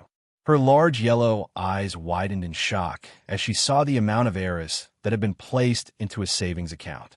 In only a little over a week, around 150,000 heiress had been placed in a savings account for the house to upgrade the place as they see fit. The succubus MSDRS could only give a small kiss to the sleeping incubus head before leaving, her hips swaying side to side as she left. Such a kindred spirit for an incubus. You don't see kind incubi every day, the succubus MSDRS giggled before closing the door. Adventurers Guild, Luna's office, early morning. It was early in the morning that Izuku got a letter from the Adventurers Guild. Luna had specifically called for him to get there as fast as he could, and without thinking properly about how this could have been a trap for him, Izuku left the succubus house. The girls were confused about why he was leaving in such a rush with a goofy smile on his face, but they ignored it for the sake of gathering some more heiress and clients for the day. The time it took for Izuku to arrive at the guild wasn't longer than a couple of minutes. When he arrived in the building, he found himself walking up the stairs to a closed-off room where he found himself standing before Luna. The young, buxom woman of the guild who worked as a cashier of sorts for the adventurers within the guild so they could get paid their dues. Izuku sat down in one of the leather seats as Luna stared at a small map on her table, trying to figure out what she should do before realizing Izuku's presence in the room. "Oh, Izuku, I'm so glad that you're here," Luna happily said, leaning over the table. "It's fine. What do you need assistance with? Is it really that urgent?"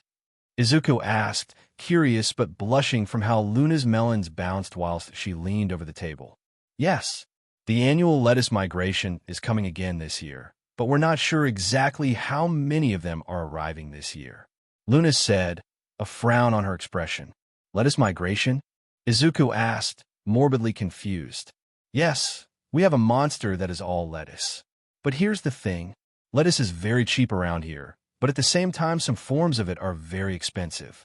Meaning that if you manage to catch very valuable lettuce, then you can make a pretty penny," Luna said, as Izuku nodded his head. "Okay, what do you need me to do?" Izuku asked, as Luna's legs twitched and rubbed one another. "Well, considering I'm taking that day off from the guild, would you like to go on a date with me?" Luna asked, bowing to him. Izuku stayed silent for a long while, his eyes looking very confused. His eyes watched Luna for a moment, as though he were trying to figure out if what she said was actually real and not just a dream he was having. Raising a palm to his arm, he pinched his skin, causing him to yelp for a moment, causing Luna to look up at him in confusion. "Are you okay? Why did you pinch yourself?" Luna asked worriedly. "Just trying to make sure this isn't a dream," Izuku said, staring at her, blushing up a storm. "Why?" Luna asked, folding her arms under her generous bust. Because, well, this is going to sound weird, but I kind of feel happy. Not in the creepy kind of way, just, I've never had a crush before, and I just wanted to say that." Izuku stuttered throughout his reaction, causing Luna to blink at him. "He has a crush on me? Wow, never thought that an incubus could fall for a singular girl."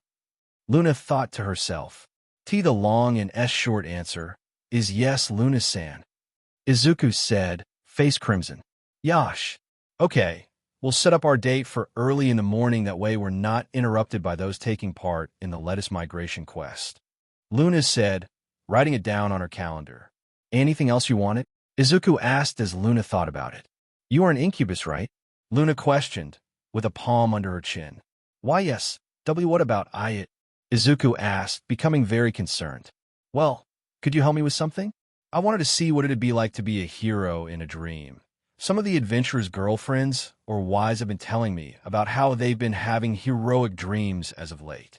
And I wanted to know if that was you, so I could have one tomorrow night," Luna asked, blinking her eyes rapidly, a few tears forming. "SS, sure thing.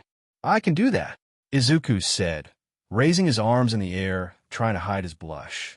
With that said, Luna all but shoved him out of her office as Izuku found himself standing all by his lonesome. His crimson expression was slowly fading into a very goofy grin as he slowly floated into the air and towards the exit. By the time he reached the stairs leading into the lower level of the guild, he put on a serious expression once more to hide his extreme elation at the fact he was going on a date with his ideal partner. "Wait, partner?" Whilst Izuku was walking away with a very confused expression on his face, a brown-haired young man watched him. He followed the incubus all the way towards the red light district within Axel and watched with righteous fury at how he walked into the building as though he owned the place. Tears of frustration and anger fell from his eyes as he growled to himself in anger and frustration before one of his skills activated for a second. Blinking in confusion, he noticed that his enemy detection skill had flashed for a millisecond. Glancing over at the succubus house, he watched as the lights turned on. His eyes narrowed at the sight of one of the windows having no light within until it turned on, with Izuku's silhouette appearing for a moment before disappearing downward. Meaning Izuku had just sat down in order to begin doing the daily accounting for the succubus house for the girls. The young man turned around and walked away, hand behind his back as he muttered something under his breath. There's no way that he's an enemy. He's too skittish and short to be a villain, much less an enemy to Axel as a whole, the young man muttered to himself. As the young man continued to walk away, His enemy detection skill flashed a few more times before turning off entirely. Izuku woke up the next morning with his eyes full of wonder. He got right to work with his daily accounting of the succubus house's income from the adventurers and civilians who give them heirs for good dreams and a fun time. As he finished accounting for any and all variables for the house's money and income, he set all the known numbers off to the side for the succubus MSDRS to collect in order to pay any bills. With that done, Izuku turned toward the bookshelf where he pulled one of the books, revealing a stairwell towards the basement of the building. Walking down towards the basement of the succubus house, Izuku found himself watching Wiz appear at the meeting location. There wasn't a meeting for them all today, seeing as it would be arriving within the end of the week rather than right now. But Wiz's expression seemed to be curious as she noticed how Izuku was perpetually blushing a storm the entire time he walked down the steps into the meeting room. She leaned over the table as Izuku sat down and looked down at his apparel, noticing how it was woefully not prepared for the date that was being set up for today. Sighing to himself, he glanced over at Wiz, who blinked at him in curiosity. "Do you need anything, Izuku?" Wiz asked, curiosity in her tone. "Can you make clothes that are fit for a date?" Izuku asked, rubbing his left arm. "I can, but it will cost you a pretty heiress," Wiz said, as Izuku dropped a small bag of heiress on the table. "I want you to make sure that the clothes for my date are perfect," Izuku said, his tone serious before faltering back into a muttering habit. As soon as those words were heard, Wiz got right to work right there. She had the materials on hand, so she thought she might as well work HRD on getting it all together in the moment before she noticed how Izuku was acting. He was looking about the place as though he were waiting for some kind of other shoe to drop. It was strange for her since, in her own opinion, Izuku wasn't one who was very nervous about a date. He actually looked as though he'd been on multiple dates in the past, but his actions, the nervous attitude and serious tone he used on her, something wasn't adding up for her. So as she worked, she called out to him, hoping to figure out what was wrong. "So, Izuku, you're going on a date. Can you tell me who it is?" Wiz asked, her tone light but happy. "It's Luna from the Adventurers Guild. I didn't think that I'd be able to go out on a date with her since I first saw her just a little over a week ago. But I'm more concerned about taking her to places she likes," Izuku said, rubbing his head whilst looking at the map of Axel. "What makes you think that she won't like some places you plan on taking her?" Wiz asked. "This is the first date I've ever been on, and I want to make it perfect for Luna," Izuku said, looking at his hands. "Your first date? You couldn't possibly be telling the truth like that. You look too good in order to have this be your first date," Wiz retorted as Izuku gave her a blank expression. "I come from a different world, one where I had no powers and everyone around me did. Not only that, but I wasn't treated very kindly because of my powerlessness," Izuku replied, his tone heavy with both regret but anger. "Oh, so you're a reincarnation. Wait a minute, if you're a reincarnation, how did you even get summoned? Much less as an arbiter of darkness," was questioned. Luash-sama intercepted my soul as it was about to head towards where the goddesses wait to summon souls, Izuku replied, as was nodded. "Never heard of the demon lord summoning someone before, but who am I to judge? Anyway, you never had anyone ask you out on a date in your original world?" Was asked curiously as she knitted the clothing together. "No, they were so focused on the fact that I didn't have any form of power. So much so that they didn't even care if I was kind or compassionate. Even if I saved them from bullying accidents, they only viewed me as someone less than them because they had power," Izuku said, uncomfortable. "I'm sorry that you had to live like that, but I've finished the outfit specifically tailored to you," Wiz said, as Izuku shoved the bag of Eris towards her.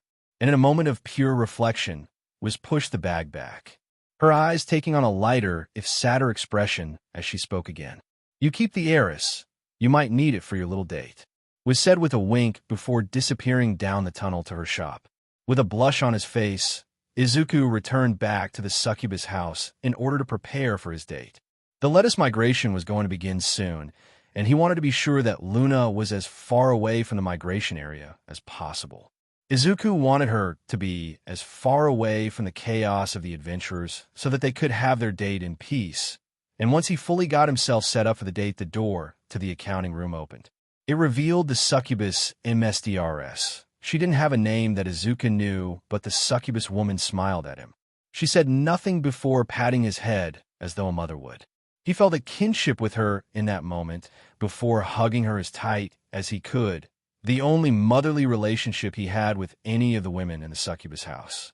By the time he left the house, Izuku was walking towards the middle of Axel, so he could meet Luna at the small well in the middle of the beginner's town. His hands trembled as he dropped a few eris in order to buy some flowers for Luna, specifically the same brand he'd seen in her office the other day when she asked him out. There were a few roses of a strange blue color as opposed to the normal red and pink roses from back home. But Izuku wasn't going to complain, not when he was going to be out in the town with the girl of his supposed dreams. He wasn't sure if half his dreams were wet dreams of Luna, but they sure as hell weren't entirely wholesome, as most of the succubi within the succubus house have whispered. Shaking his head to get it out off the gutter, Izuku fixed up his little tunic before putting a small cloak around it. The cloak was midnight red in color as it clashed with his white hair.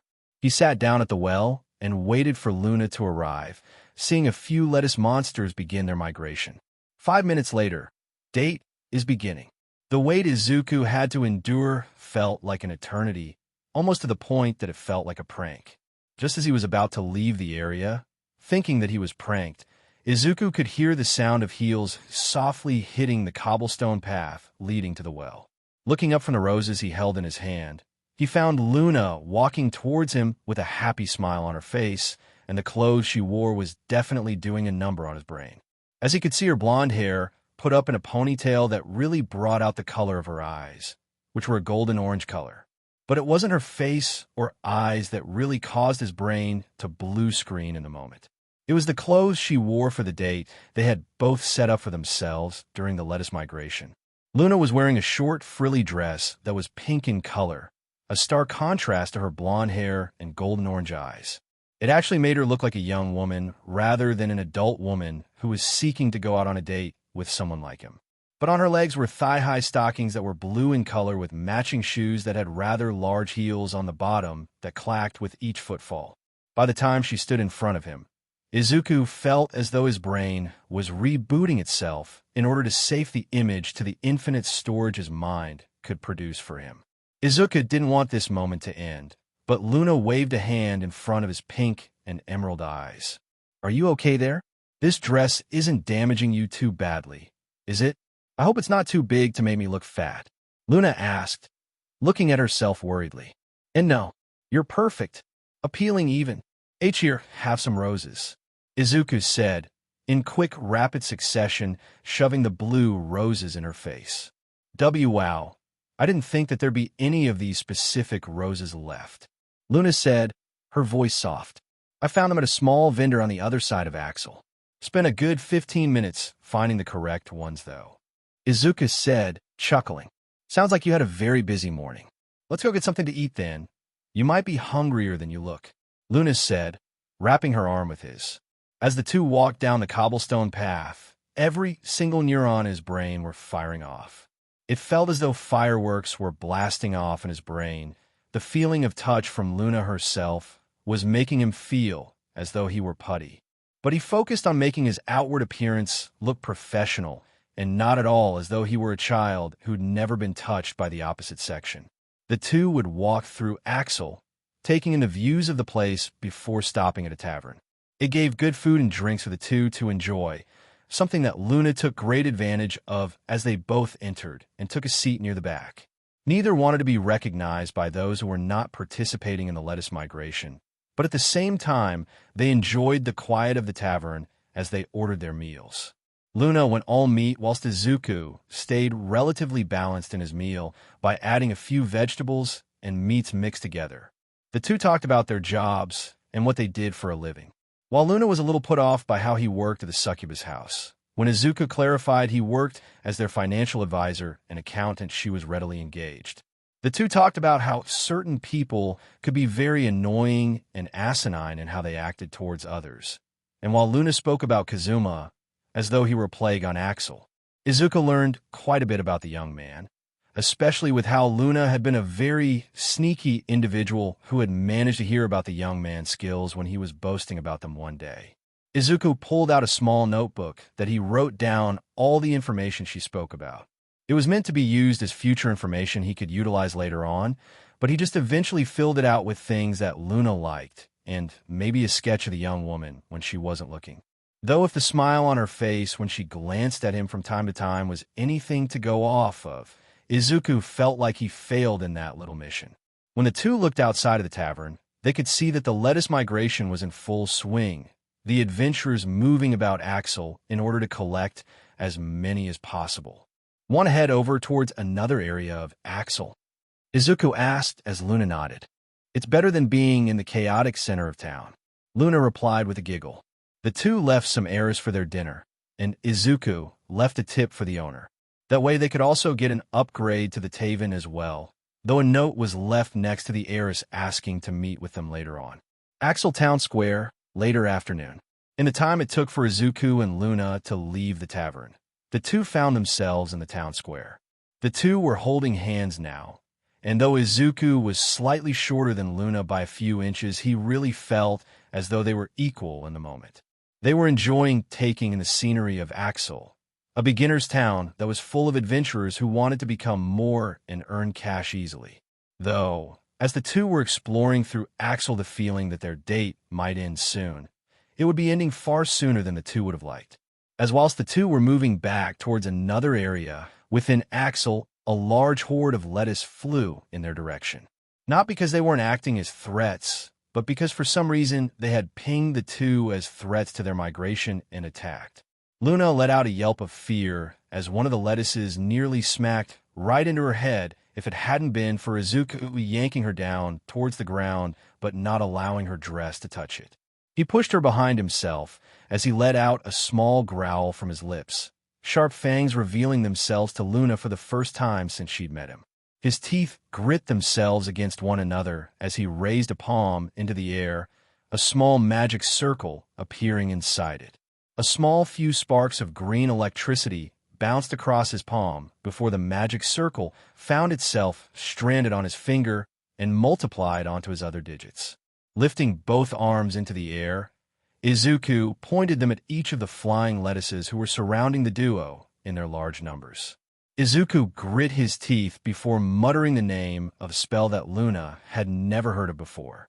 Electric Barrage, Shard, Izuku muttered, as green lightning struck out in wide arcs around them. What? Luna mumbled, before watching green lightning arc around herself and those nearby.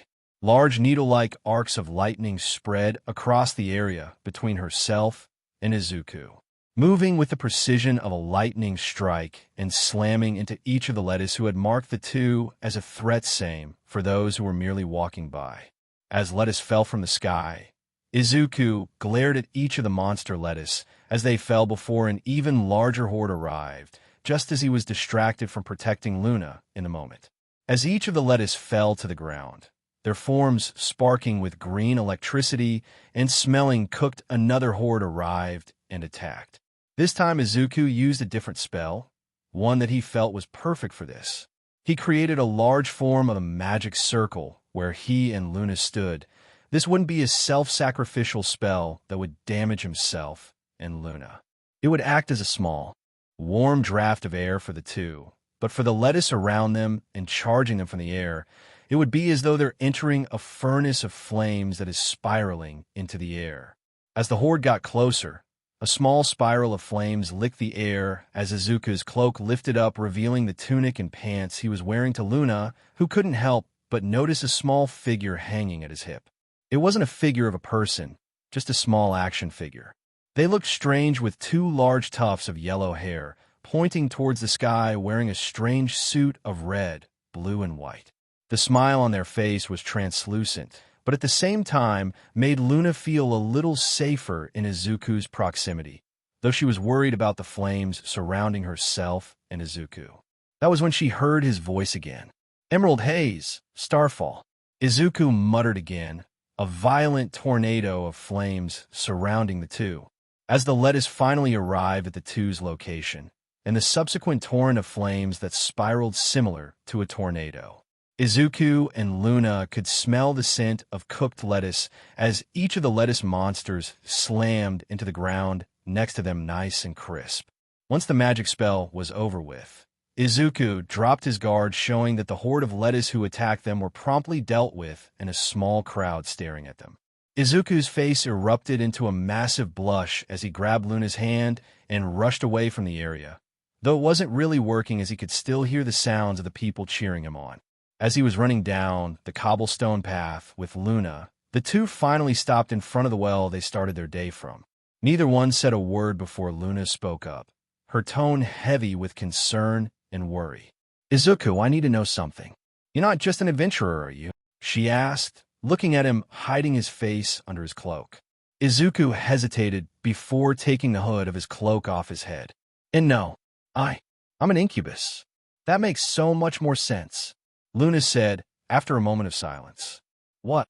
Izuku asked, confused. "The strange spells you were able to use.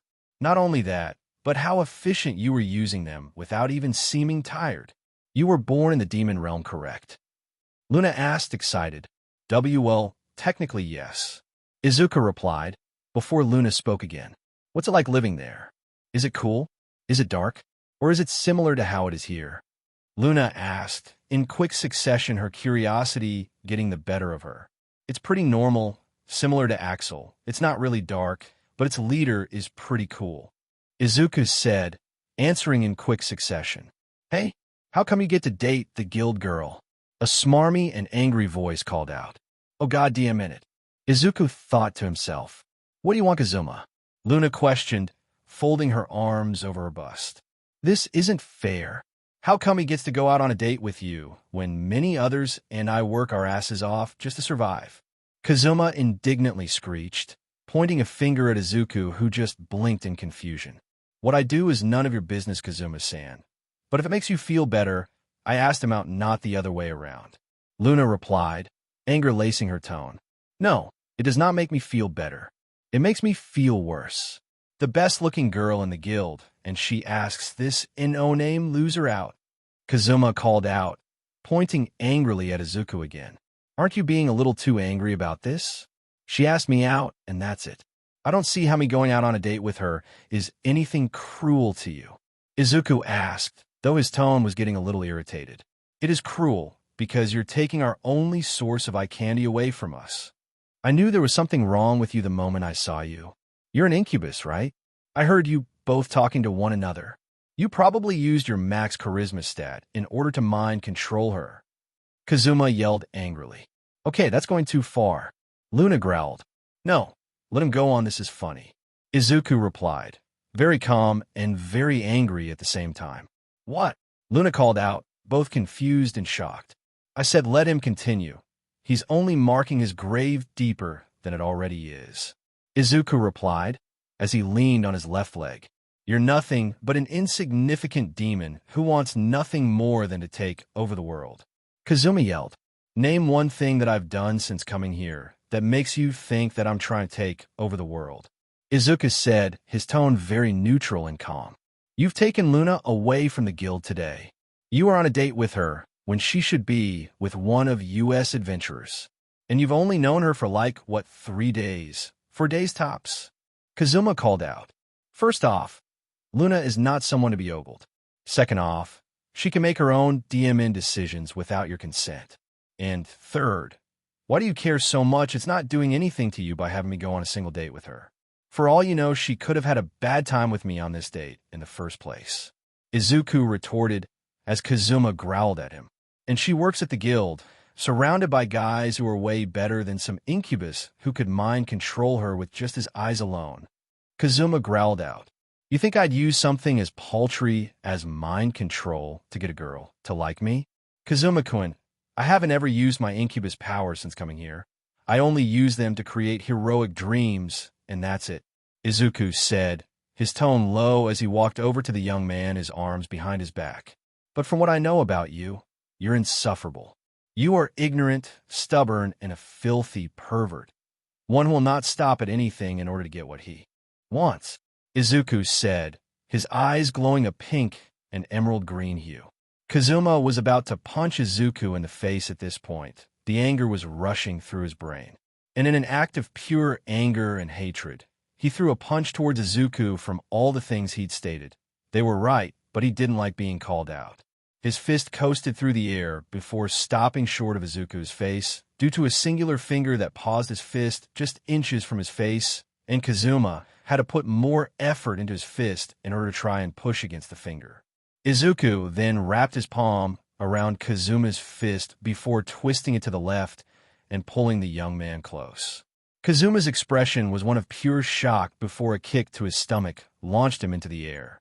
Izuku then appeared behind him, spinning around and sending a kick to his back, launching the young thief to the ground, only for Izuku to grab his face before slamming him head and all into the ground, causing a small crater to form in the ground, spiderweb cracks forming in the cobblestone path towards the buildings. As Kazuma felt his consciousness fading to darkness, Izuku stood over him with a flair for the dramatic as he leaned over Kazuma's slowly passing out body. For all intents and purposes, this was a power play, and Izuku also wanted Kazuma to appear as though he were going to be crazy for the next few days. By the way, Kazuma, Izuku spoke, using magic to make their conversation not able to be heard. What? Kazuma grunted, struggling to stay awake. I am the Demon Lord's successor, and I plan on transforming Axel into a place where the Demon Lord can take over if he so chooses. After all, I will be giving him information by the end of the week about specific brats like yourself. Izuku whispered before smacking the back of his neck. When Kazuma passed out in the street, Izuku used magic to fix all the damage dealt to the path and buildings. Wiping his hands of the dust and debris of the cobblestone path, Izuku held out an arm for Luna to wrap her arm around before walking her back home. After dropping her off, Izuku would return back to the succubus house with exhaustion on his expression as he sat down in the accounting office of houses. Putting on a pair of glasses, he began to draw up a small magic circle to contact the Demon Lord within the demon realm. For a few moments, nothing happened, but Luasha's expression appeared on the other side of the magical hologram. I hope this is good. Did you find the chaotic sensation I felt in Axel? Luash questioned. Just a filthy pervert who wanted to date the guild girl. I told you and Livia about the other day, sir. Izuku replied, sighing in exasperation. Sounds like you have your job cut out for you. I also see how you're in a succubus house. Using an alternate ego, Luash questioned with a nod. Yeah, I'm taking on the accountant/financier for the succubus house here in Axel. I will be having a meeting with the owner of the tavern in the town later this week too, sir. Izuku said with a nod of his head. A great idea. I knew sending you to that town was a good idea. How did your date with the guild girl go? Luash asked as Izuku turned crimson. I was fine, sir. Just, if we do end up taking over Axel, can you leave it in my protection? Izuku asked as Luash chuckled. Of course. I view you as both one of my generals and the son I could never have. Keep up the good work, Izuku, Luash said before ending the call. Bye, big brother. Livia's voice called out before the call ended. Izuku leaned back in the leather seat in the accountant's office. Taking a deep breath through his nose, he stretched his body within it before standing up and looking to the window. Looking at his wrist, he found a small date that was inscribed onto it that stated that he was set to be at Luna's home within the hour for her heroic dream. Smiling to himself, he floated outside the window and descended upon the town and gave heroic dreams to most of the women in the town of Axel. Izuku stopped by Kazuma's living quarters as well and decided to give him a bone and have his dreams be about heroism and getting a HRM, only to have the HRM stolen by another adventurer, just as a final FU to the young man. This marks the end of part 1 of What If Harem Deku was reincarnated in the world of Konosuba. A big thanks to NINJ45 Word for granting the permission to feature this amazing fanfiction. Please like the video and subscribe to Deku Universe for more interesting stories. Thank you and see you soon.